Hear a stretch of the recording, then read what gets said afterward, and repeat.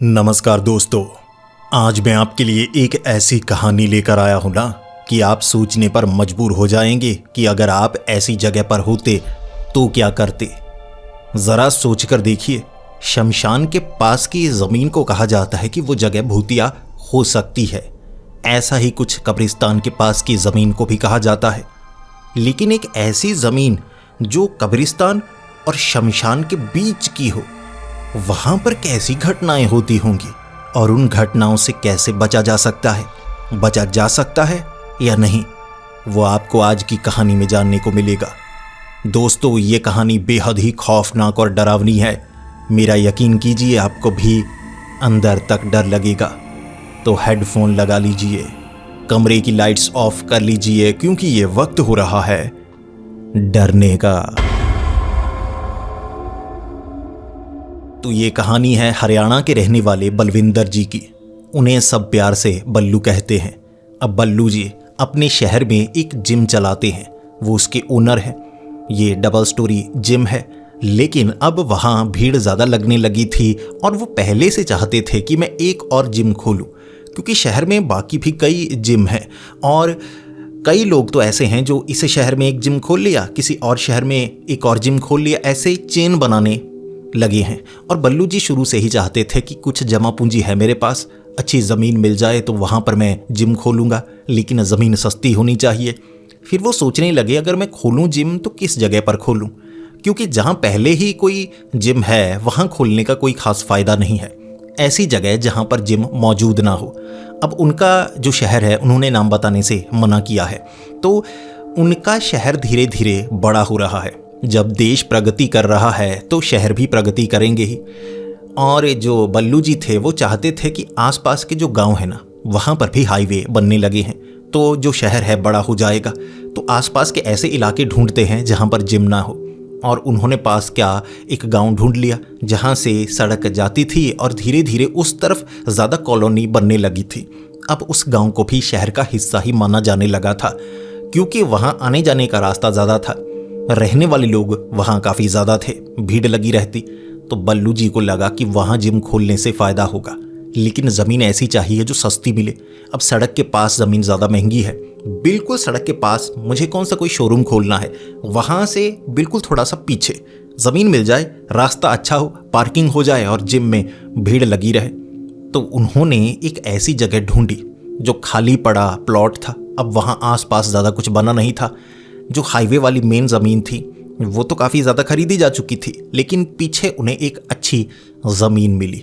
लेकिन किसी ने कह दिया कि सस्ती इसलिए बिक रही है क्योंकि एक तरफ शमशान है तो एक तरफ कब्रिस्तान है।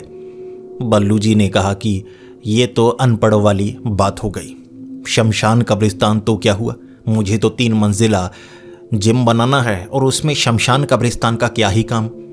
इंडोर जिम होगा, एसी लगे होंगे, ना तो स्मेल आएगी ना कोई परेशानी होगी। तो बल्लू जी ने जो ज़मीन का मालिक था उससे बात की। अब ज़मीन का मालिक उस ज़मीन का काफ़ी कम प्राइस बता रहा था और बल्लू जी को लगा ये मौका जाना नहीं चाहिए। अगर कोई भी समझदार इंसान होता तो इतने में वो ज़मीन को खरीद लेता। तो 1-2 दिन में उन्होंने पैसों का जुगाड़ किया, ज़्यादा पैसे थे ही नहीं, तो किसी तरह पैसों का जुगाड़ किया और उसके बाद ज़मीन अपने नाम करवा ली।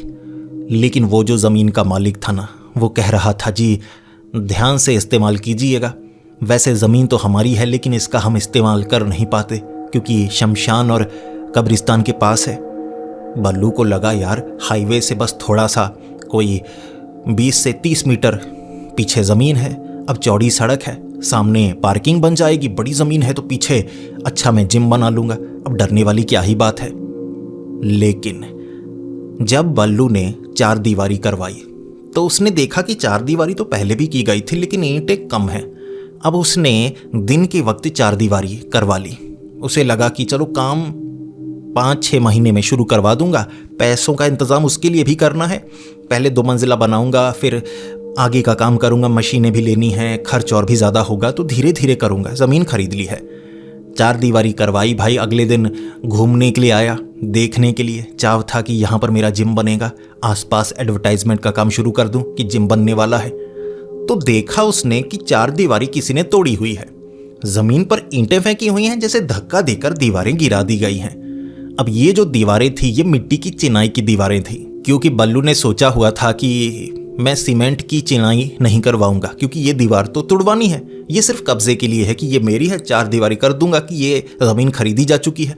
ऐसा ना हो बाद में कोई प्रॉब्लम होगी, इसकी ज़मीन है थोड़ी इधर वाली है उधर वाली है। लेकिन 3 तरफ की दीवारें तोड़ी जा चुकी थी। आगे वाली दीवार सही सलामत थी, जो उस सड़क के पास वाली। तो बल्लू को लगा यहाँ तो बदमाशी चल रही है, दीवारों को तोड़ा गया है, लगता है कब्ज़ा आसपास वाले करना चाहते हैं, क्योंकि रजिस्ट्री हुई है।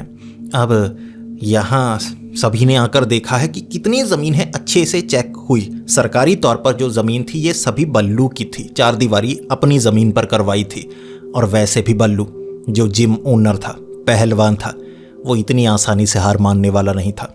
इसके बाद उसने दोबारा मिट्टी की चिनाई करवाई और आसपास ज़्यादा ज़मीनें जो खाली पड़ी थी, ऐसा भी नहीं कि कोई घर हो या कुछ और हो, कब्रिस्तान शमशान साफ नज़र आ रहा था, बिल्कुल करीब करीब ही था, जैसे बस कह सकते हैं थोड़ा 10-10 मीटर की दूरी पर जुड़े हुए ही थे।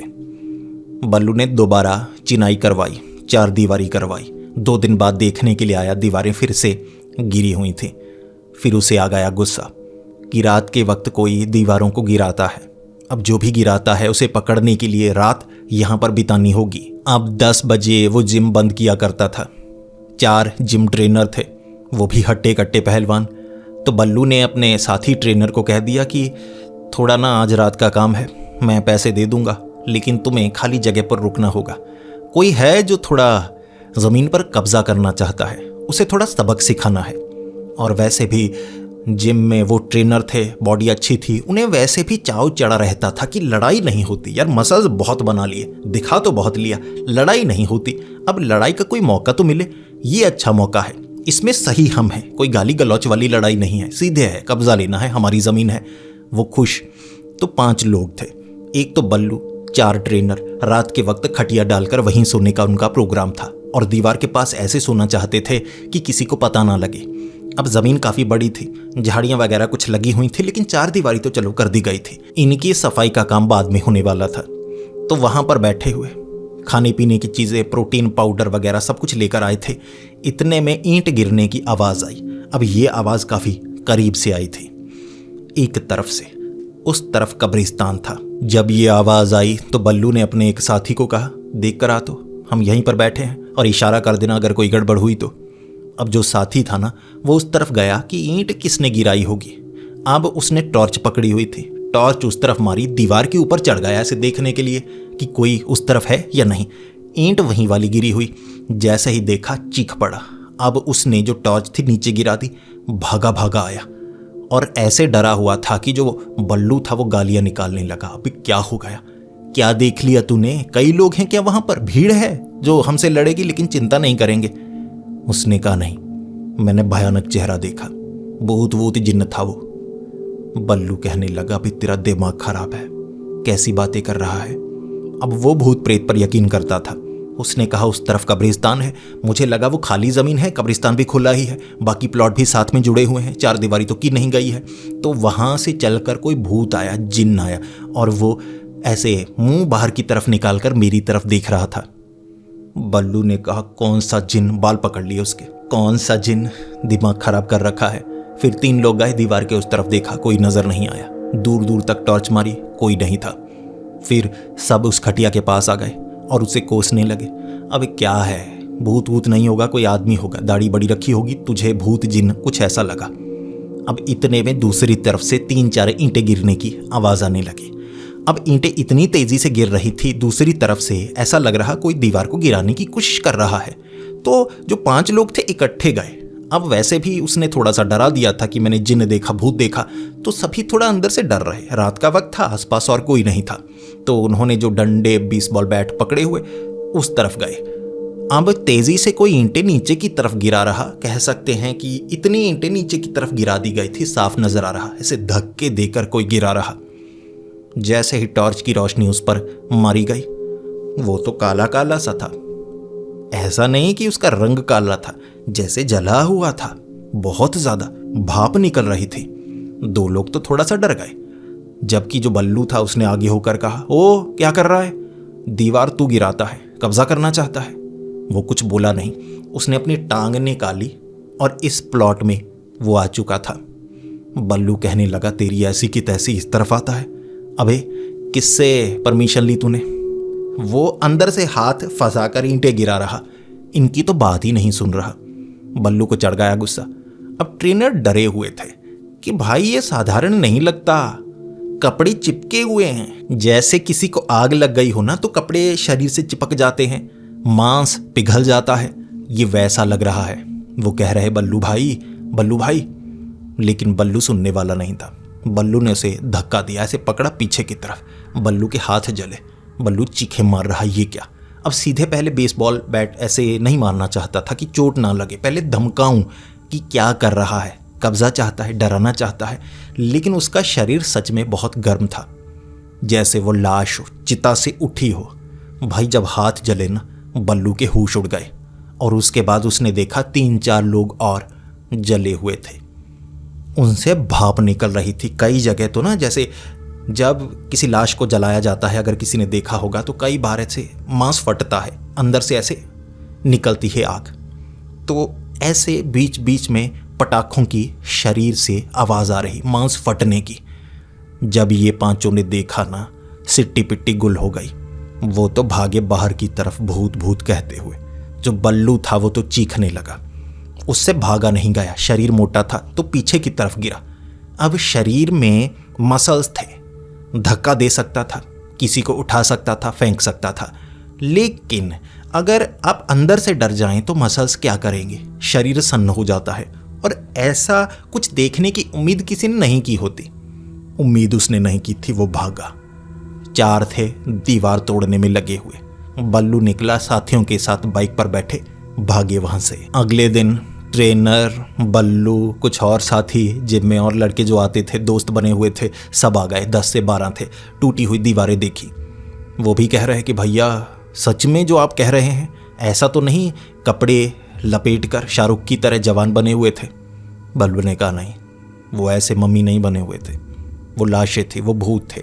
मैं यकीन नहीं करता था, लेकिन आंखों से देखा भाई, शरीर फट रहा था, मांस फट रहा था, अंदर से ज्वाला निकल रही थी जैसे उनके, वो भूत ही थे।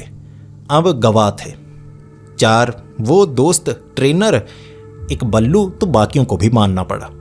दीवारें टूटी हुई थीं तो बल्लू कह रहा कि अब क्या किया जा सकता है। अब एक ट्रेनर ने कहा कि भैया शरीर की जान से काम नहीं बनेगा, ऐसा करना होगा कि हमें किसी बाबा तांत्रिक की मदद लेनी होगी। इस पर बल्लू ने कहा कि बिल्कुल, पता करो कोई ऐसा बाबा तांत्रिक कोई हो जो मदद के लिए तैयार हो। तो एक दोस्त था जिसने बता दिया कि एक तांत्रिक है, वैसे झाड़ फूक उतारा वगैरह करता है, लेकिन ज़्यादा पता नहीं था उसके बारे में कि अच्छा है या बुरा है। अब एक दुकान थी जो 15 मिनट का समाधान वगैरह किया करता, लेकिन लोगों की उसने मदद की थी। कई ऐसे धोखेबाज होते हैं, लेकिन वो धोखेबाज नहीं था, पता था उसे, तंत्र मंत्र करता था, मशहूर था। तो जो बल्लू था अपने बाकी ट्रेनर्स के साथ उसके पास पहुंचा, समस्या बताई और उसने कहा समस्या ज़्यादा बड़ी नहीं है, आराम से छुटकारा हो जाएगा। ऐसी जगह जहां ऐसे भूत प्रेत नज़र आते हैं, शमशान करीब होता है, वहाँ तो साधारण पूजा पाठ से काम हो जाता है। उतारा होगा, प्रेत निवारण होगा, तो ज़्यादा परेशानी वाली बात नहीं। मैं रात को तुम्हारे साथ चलूँगा, खुद देख लेना कैसे वो भूत प्रेत भागते हैं। तो जो बल्लू था वो अकेला उस तांत्रिक के साथ उस ज़मीन पर। ट्रेनर ने कह दिया कि भैया निकालना है तो निकाल दो, हम वहाँ रात के वक्त नहीं जाने वाले, जो देखा वो हमारे लिए ख़तरनाक भी हो सकता है। तो बल्लू ने कहा कि ठीक है, मैं तांत्रिक के साथ वहाँ पर जाऊँगा। अब तांत्रिक ने कहा था कि क्यों डरते हो, इतना बड़ा मोटा शरीर बनाया है, डरते हो भूतों से? अरे मैं देखो कितना पतला हूँ, ऐसे पकड़ूंगा उन्हें, मसल दूंगा, ख़त्म कर दूंगा। अब तांत्रिक ने पहले ऐसा कई बार किया था, लेकिन तांत्रिक को ये नहीं पता था ये ज़मीन शमशान और कब्रिस्तान के बीच की ज़मीन है। जब तांत्रिक रात के वक्त वहाँ पहुँचा, बैठे हुए खटिया पर, एक तरफ ईंट गिरने की आवाज़ आई। अब 2-3 ईंटें गिर रहीं, जितने में वो उठे। तांत्रिक ने कहा कोई बात नहीं, मैं देखता हूँ। तांत्रिक ने मंत्र पढ़ने शुरू कर दिए। वहीं पर मंत्र पढ़ते पढ़ते उस तरफ जहाँ ईंट गिर रही थी, वो सोच रहा था जली हुई लाश मिलेगी। अब ऐसा उसने पहले भी देखा था, इसका निवारण उसने पहले भी किया था, तो तांत्रिक आगे बढ़ता गया, दीवार के ऊपर चढ़कर देखने लगा कि उस तरफ कौन सी लाश है। उसे कोई लाश नजर नहीं आई। अब दीवार पर ऐसे चढ़ा था, दीवार कच्ची चिनाई मिट्टी वाली होगी, उस तरफ जो था वो भयानक दिखने वाला। अब 2-3 थे, उन्होंने दीवार को धक्का दे दिया। जो तांत्रिक था ऐसे चढ़ा हुआ था, ऐसे दीवार के साथ पीछे पटैक, ऐसे ईंटें उसके ऊपर, उसकी एड़ी ऐसे पैर एक तरफ मुड़ गया, चीखे मार रहा था। बल्लू ने खींचा। अब उसके साथ ऐसा बुरा पहले भी हो चुका है, गलती कर दी उसने, उसे अंदाजा नहीं था चिनाई मिट्टी वाली है भाई, नई नई चिनाई करवाई है। अब पूरी तरह से दीवार टूटी नहीं थी तो ये वाली दीवार ऊपर आ गई। शुक्र है ज़्यादा ऊंची दीवार नहीं थी तो मर ही जाता, यहीं वो भी दफन हो जाता, कब्र बन जाती। लेकिन बच गया था वो तांत्रिक। निकला, मुड़ी हुई ऐसे एड़ी लेकर ऐसे खड़ा और कहने लगा, तुझे तो मैं बताता हूँ। वो मंत्र पढ़ने लगा और मंत्र पढ़ के उसने जो भी विभूति वगैरह फेंकी, लेकिन कोई असर नहीं। और फिर उस तांत्रिक ने देखा कि ये जली हुई लाशें तो लग नहीं रही। बल्लू ने भी कहा कि जली हुई लाशें नहीं हैं, वो उस तरफ नजर आती हैं। तांत्रिक तब सोच में पड़ा हुआ, इनके चेहरे अजीब से लग रहे हैं, सींग क्यों हैं इनके, और इनके शरीर से आग सी क्यों निकल रही है। ये प्रेत नहीं लग रहे, ये जिन्न लग रहे हैं। जिन्न के बारे में उस तांत्रिक को नहीं पता था, जिन्न से छुटकारा कैसे पाना है उसे नहीं पता था। वो जब मंत्र पढ़ रहा, सामने से एक जिन्न ने ऐसे हाथ आगे की तरफ किया। बल्लू तो घबरा गया कि पता नहीं मारने वाला है, लेकिन वो नुकसान पहुंचाना नहीं चाहता था। शुरू में वो तो चुप करवाना चाहता था तांत्रिक को। तो तांत्रिक ऐसे मंत्र पढ़ रहा था, उस जिन्न ने करीब से ऐसे होंठ पकड़ लिया, ऐसे पकड़ के खींचा। मंत्र उसी क्षण रुक चुके थे क्योंकि होंठ जुड़ चुके थे। ऐसे पकड़ के धक्का दिया, पीछे की तरफ गिराया और उसके बाद दूसरी तरफ वाली दीवार भी वो तोड़ने लगे। अब वो वाला जिन्न नुकसान नहीं पहुंचा रहा, दीवार को तोड़ रहा था, लेकिन जो बाकी पीछे वाले थे एक एक ईंट उन्होंने उठाकर तांत्रिक की तरफ फेंकी। मुड़ी हुई एड़ी थी तांत्रिक की, ऐसे ऐसे लंगड़ा कर बाहर की तरफ भागा था। बल्लू तो पहले से डरा हुआ, अब तांत्रिक डर गया, बल्लू क्या कर सकता था। जिन्नातों से, जिन्नों से, भूतों से अब एक पहलवान कैसे मुकाबला करे, वो तो गायब हो सकते हैं भाई। तो बल्लू भी उस तांत्रिक के साथ, और तांत्रिक ने कहा बाइक निकाल।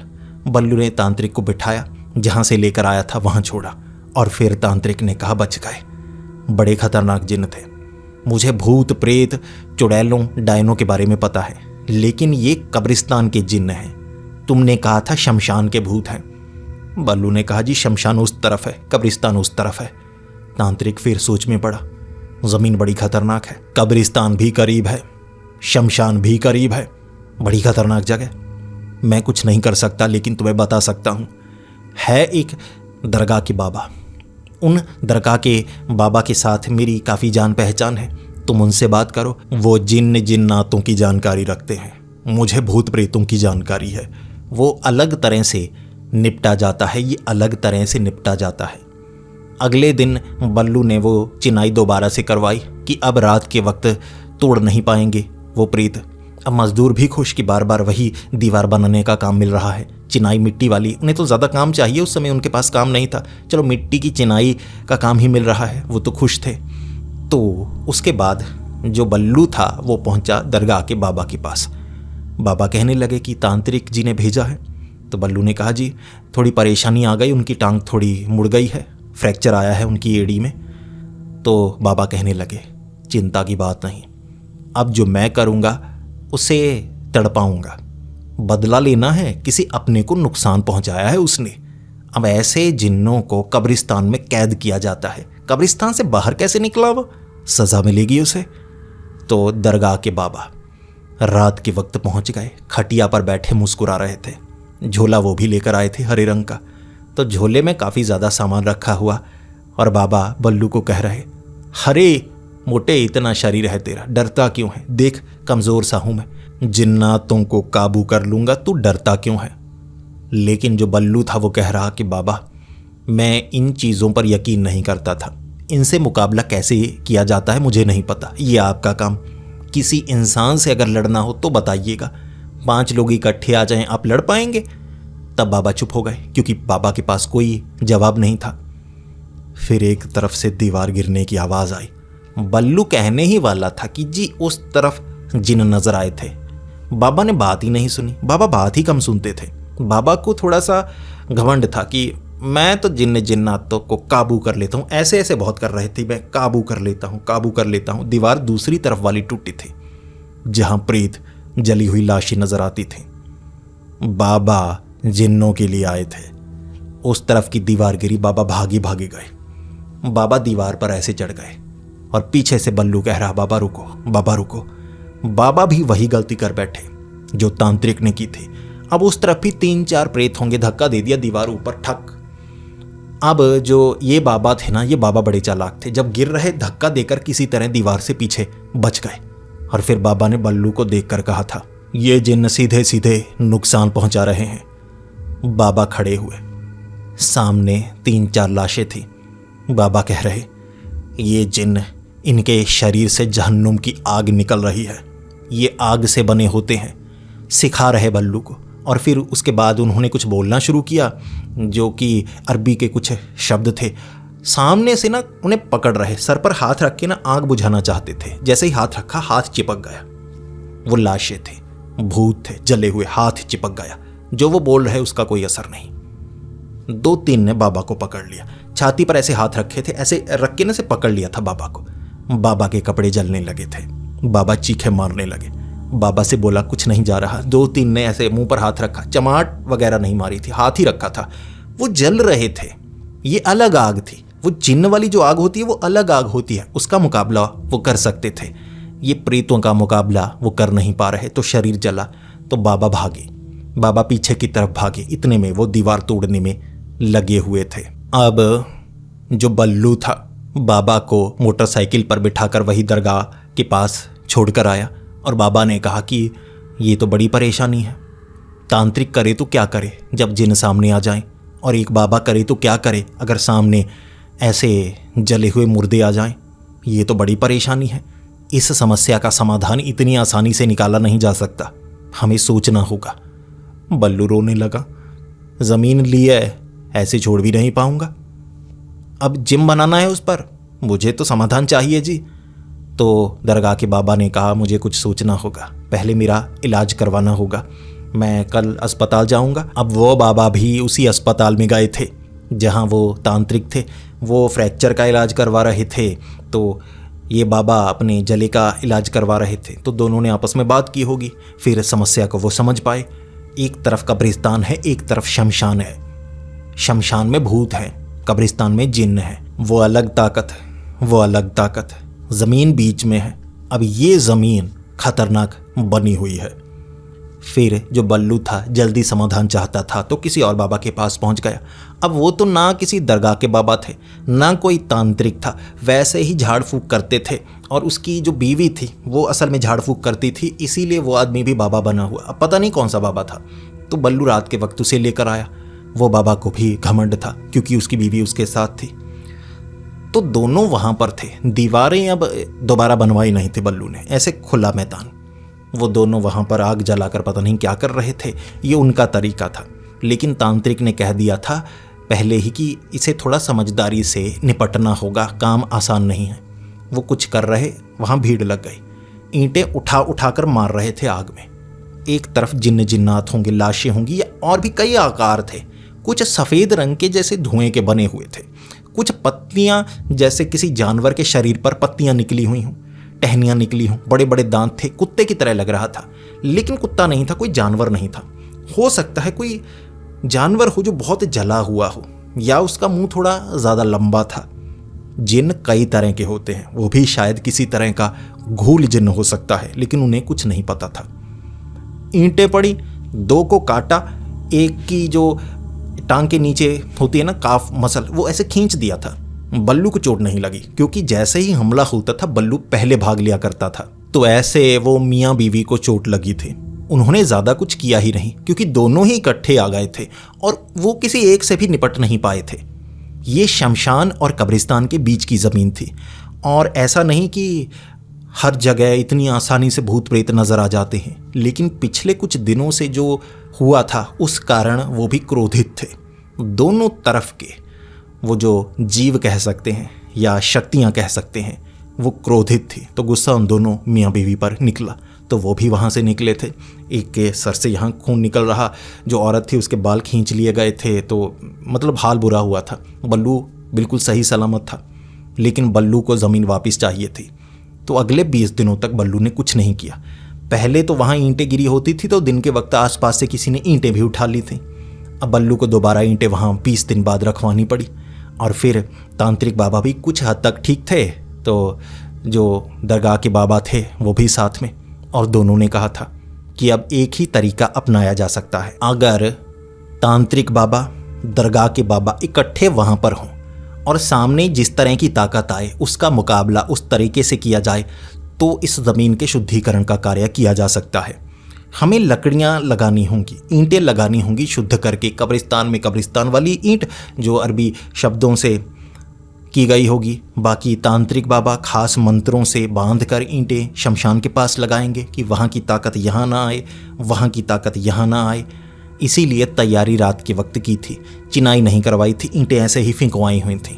अब दोनों ने यही कहा था कि खुली ज़मीन है शमशान और कब्रिस्तान के बीच, तो रात के वक्त यहाँ वो ताकतें भ्रमण करती हैं, जिसे कहते हैं घूमती हैं। अगर कोई उनकी तरफ ध्यान ना दे तो किसी को नुकसान नहीं पहुँचाते, लेकिन अगर कुछ बदला हुआ हो, पहले से अलग लगे, तो वो असर दिखाना शुरू हो जाते हैं। कहते हैं ना, जब कोई कब्जा कर ले तो फिर उससे थोड़ी लड़ाई शुरू हो जाती है। तो वो ये करते हैं कि पहले कुछ नहीं था, अचानक कब्जा होने लगा, तो वो गुस्से में आ जाते हैं। वो तांत्रिक और बाबा दोनों मिलकर वहाँ उस ज़मीन पर शुद्धिकरण का कार्य कर रहे थे।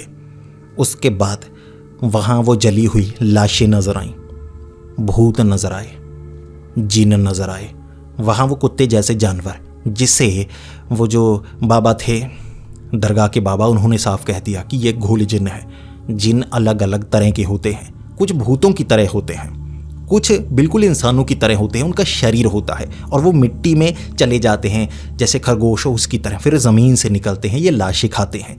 तो ऐसे दोनों तरफ था, दोनों अपनी पूरी कोशिश कर रहे, और फिर ईंटें इन्हें लगानी थी। तो बल्लू अकेला था, बाबा भी अकेले किसी को साथ नहीं लेकर आए थे। उन्हें लगा था यहाँ पर लोग होंगे, लेकिन हालात ऐसे थे कोई नहीं।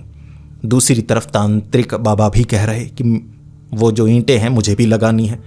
बल्लू कहने लगा, ये काम आपके साथ मैं करूँगा। अब तांत्रिक बाबा अच्छे से चल नहीं सकते थे, टांग पर प्लास्टर चढ़ा हुआ था। जो वो दरगाह के बाबा थे उन्होंने भी पट्टियाँ की हुई, क्योंकि जले हुए थे, मुंह पर भी ऐसे पट्टी की हुई थी, लेकिन काम पूरा करना था। ईगो पर बात आ गई थी, किसी ने जलाया था, किसी ने चोट पहुंचाई थी, तो बदला लेने के लिए आए थे दोनों।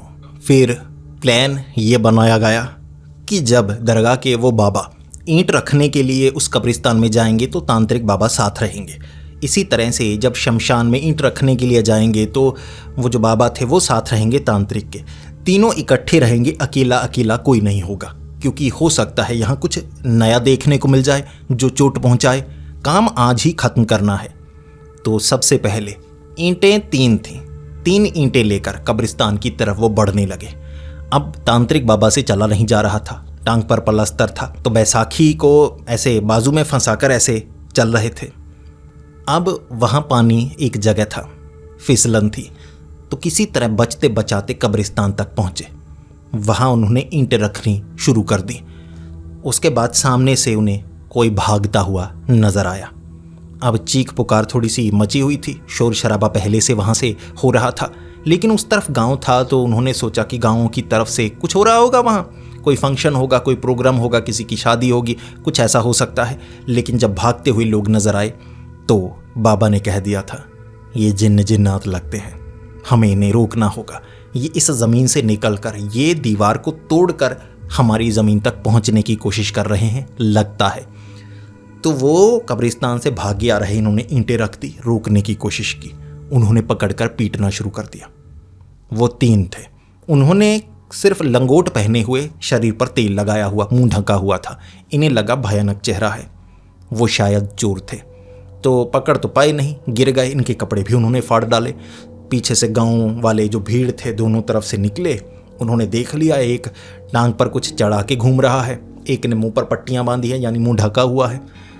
जो बल्लू था वो पहलवान ज़रूर था, लेकिन जिस हालत में था, क्योंकि तेल वेल लग गया था उन चोरों को पकड़ने के लिए, तो उस समय वहाँ 25 से 30 लोग थे।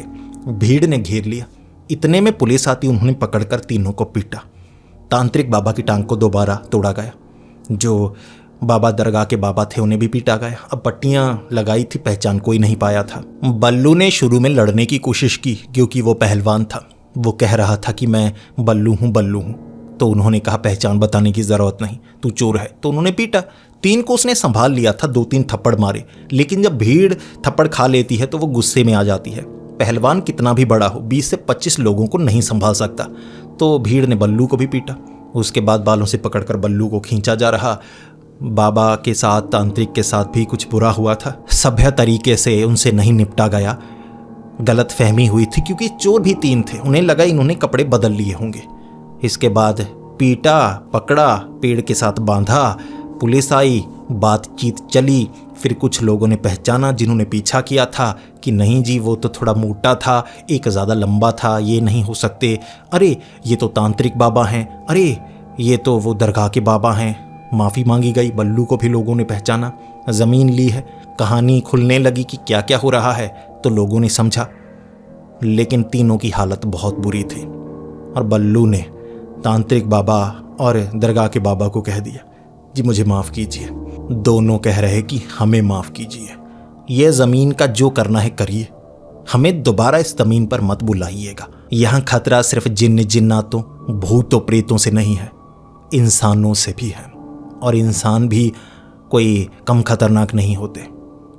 इस तरह वहाँ बल्लू को भी चोट लगी थी, तो उसी अस्पताल में जहाँ तांत्रिक बाबा थे तो बल्लू भी भर्ती हुआ था क्योंकि हड्डी उसकी भी फ्रैक्चर हो गई थी, वो गांव वालों ने की थी। उसके बाद ठीक होकर ना तो दरगाह के बाबा ने और ना ही तांत्रिक ने दोबारा बल्लू से बात की।